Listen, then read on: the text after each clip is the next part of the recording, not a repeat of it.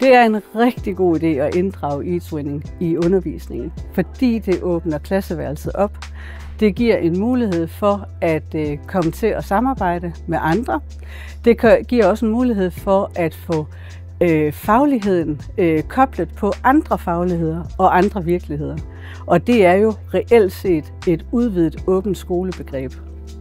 Når vi arbejder med e-twinning, så får vi mulighed for at se ind i andres virkeligheder, og vi får mulighed for at møde andre i den samme læreproces, som vi selv er i. Det giver en enorm stor motivation for børnene og for de unge, for vores elever. Og samtidig med det, så giver det her autentiske læringsmiljø, både for elever og for lærere, mulighed for at blive endnu dygtigere.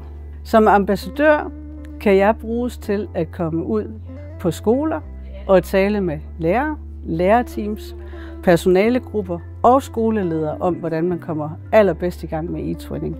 Helt fra det grundlæggende og ind i det organisatoriske.